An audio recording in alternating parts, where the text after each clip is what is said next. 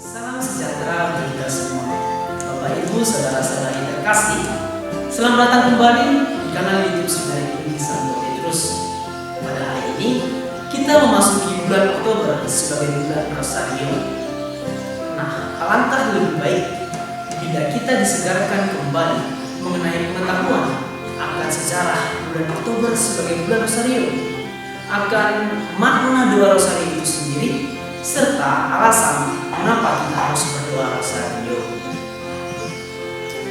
Penentuan bulan Oktober sebagai bulan Rosario sangat erat kaitannya dengan pertempuran di Lepanto pada tahun 1571. Pada saat itu, negara-negara di Eropa diserang oleh kerajaan Ottoman, yaitu kerajaan Islam Turki.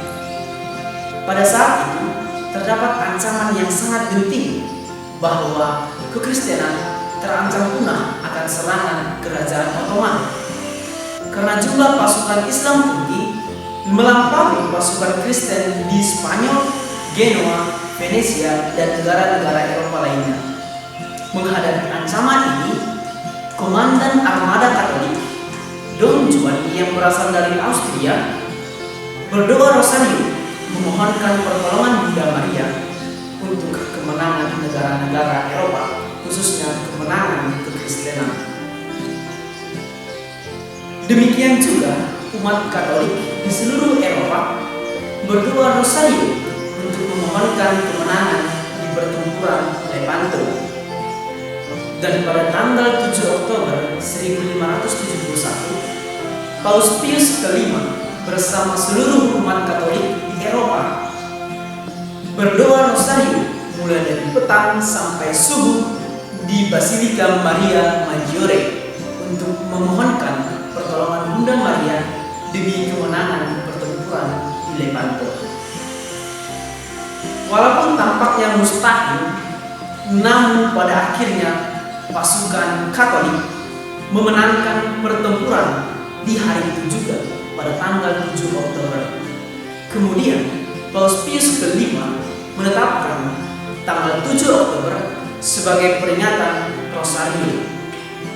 Kemudian penerusnya Paus Gregorius ke-13 menetapkan tanggal 7 Oktober sebagai hari raya Rosario Suci demi mengenang kemenangan di Lepanto. Lalu setelah kita mengetahui sejarah penentuan bulan Oktober sebagai bulan Rosario, kita juga harus mengetahui apa makna Rosario itu sebenarnya. Bapak Ibu, saudara-saudari terkasih, Rosario berasal dari kata bahasa Rosario berasal dari bahasa Latin, yaitu Rosarium, yang berarti bunga mawar. Kata mawar di sini bukanlah melambangkan bunga, melainkan melambangkan doa itu sendiri. Maka Rosario adalah rangkaian atau untayan doa-doa yang dilafalkan secara berulang-ulang. Berdasarkan sejarah, doa Rosario dimulai pada abad ke-12 sampai dengan abad ke-15. Pada saat itu, bulir yang digunakan bukan 50, melainkan 150. Hal itu mengikuti tradisi kerahiban yang mendaraskan 150 mazmur. Pada saat itu, mazmur dikenal sebagai doa gereja, dan mazmur menjadi buku doa kekristenan pada saat itu. Seiring berjalannya waktu, 150 bulir dalam doa itu dibagi menjadi 3 bagian, masing-masing 50 mazmur, 50 salam Maria, dan 50 Bapa Kami. Dalam perkembangan selanjutnya, doa salam Maria lebih sering didaraskan umat daripada 2 bagian doa tadi, yaitu Bapa Kami serta mazmur.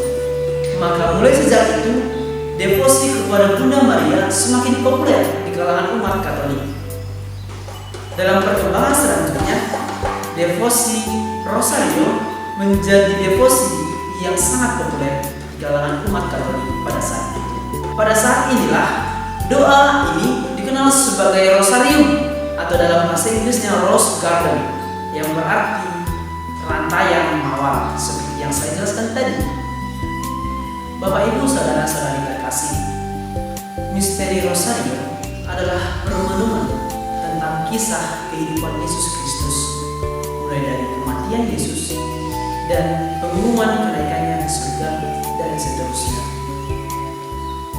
Peristiwa kehidupan Yesus Kristus secara tradisional dikelompokkan menjadi 4 peristiwa penting, yaitu yang pertama, peristiwa yang menyenangkan atau yang tidak dikenal sebagai peristiwa gembira. Yang kedua adalah peristiwa menyedihkan atau yang kita kenal sebagai peristiwa sedih. Yang ketiga adalah peristiwa mulia. Paus Yohanes Paulus II merekomendasikan satu peristiwa lagi, yaitu peristiwa terang atau peristiwa cahaya dalam surat kerasulannya Rosarium Virginis Maria. Sekali lagi diulangi bahwa peristiwa-peristiwa ini merupakan peristiwa-peristiwa yang sangat penting dalam kehidupan Yesus Kristus.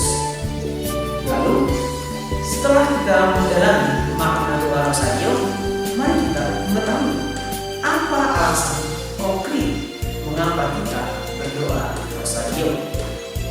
Bapak Ibu saudara-saudari terkasih, di sini kita harus mengingat kembali pesan Santo Yohanes Paulus II pada tahun 2002. Paus Yohanes Paulus II mengatakan, dengan mendoakan Rosario, kita menapaki inti ajaran Injil yang menyingkapkan kehidupan Yesus serta karya keselamatannya. Pada saat ini berkembang pengetahuan di kalangan umat beriman bahwa dalam doa Rosario kita berdoa kepada Bunda Maria. Di sini kita mau menegaskan kembali bahwa kita berdoa bersama Bunda Maria dan berdoa kepada Yesus Kristus putranya. Dalam doa Rosario, yang terpenting bukanlah soal hitung-hitungan mengenai 50 bulir atau 150 bulir. Yang terpenting adalah proses pendalaman doa itu. Pengulangan doa Rosario bukan mengutamakan banyaknya kata-kata yang diucapkan, melainkan bagaimana kedalaman batin kita dalam memahami misteri keselamatan Yesus Kristus itu sendiri. Maka, Bapak Ibu saudara-saudari terkasih, mari kita berguru kepada Bunda Maria. Bunda Maria sebagai guru kita dalam berdoa Rosario. Paus Yohanes Paulus II menekankan bahwa doa sederhana ini merupakan doa yang sangat mendalam dan sangat berdaya guna bagi kehidupan dalam mencapai kekudusan. Dengan demikian Bapak Ibu saudara-saudari terkasih, maukah kita memberikan hati kita untuk berdoa Rosario selama bulan Oktober ini? Atau terkadang kita mengelak dengan segala macam alasan dunia di belakang?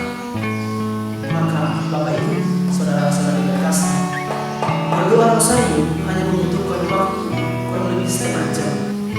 Maka marilah kita berusaha untuk mencapai kekudusan melalui doa Rosario.